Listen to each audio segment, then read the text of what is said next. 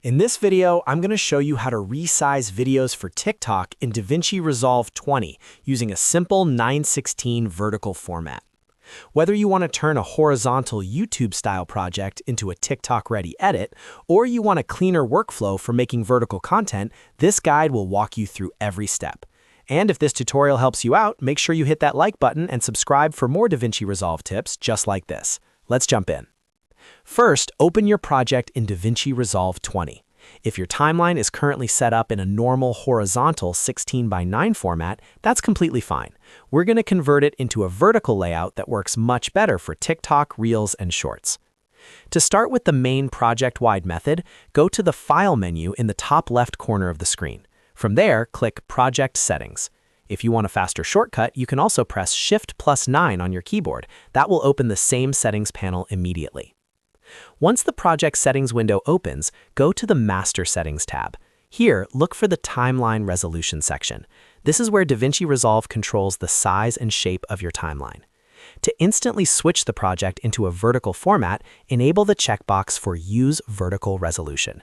As soon as you turn this on, the dimensions should change to 1080 by 1920, which is the standard vertical resolution for TikTok.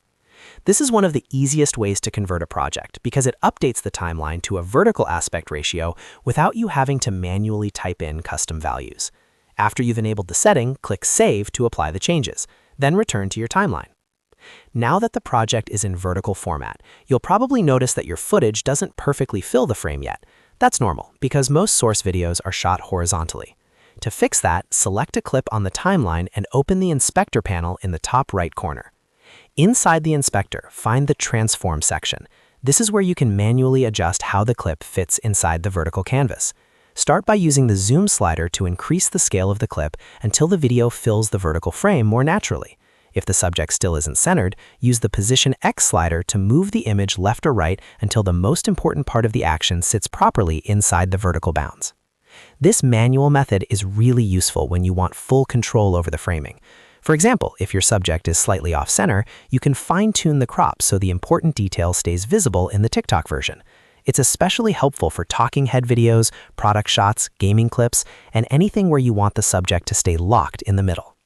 Now, if you want a method that gives you more flexibility without changing the entire project, there's another approach. You can right-click a timeline in the media pool, choose Timeline Settings, and then uncheck Use Project Settings. This lets you create a vertical timeline for one version of your edit while keeping the rest of your project horizontal.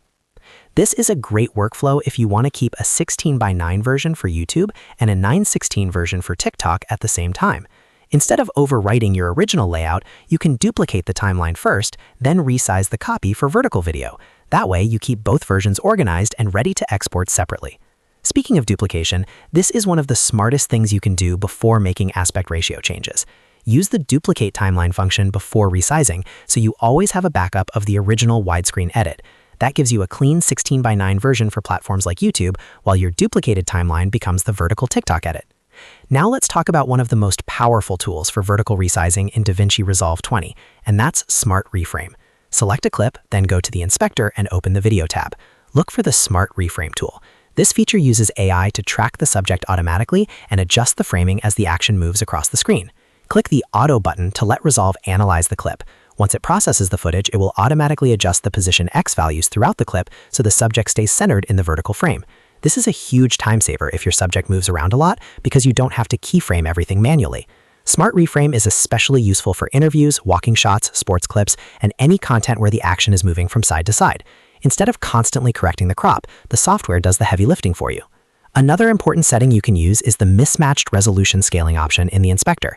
Change this setting to Scale Full Frame with Crop. This is one of the quickest ways to make horizontal footage fill a vertical timeline without having to manually zoom and reposition every clip. This option is perfect when you want fast results and a consistent look across multiple clips. It automatically scales the image to fill the frame, then crops the excess edges so the final video fits the vertical layout properly. So to recap, if you want the simplest method, use project settings and switch the timeline to vertical resolution. If you want more control, adjust zoom and position manually in the inspector. If you want a separate version for TikTok without affecting your original edit, duplicate the timeline and use timeline settings. And if you want the fastest automated framing, use Smart Reframe or set mismatched resolution to scale full frame with crop. That gives you multiple ways to resize videos for TikTok in Davinci Resolve 20, depending on how much control or automation you want. Once you get used to these methods, turning any horizontal project into a vertical TikTok-ready video becomes much faster and easier.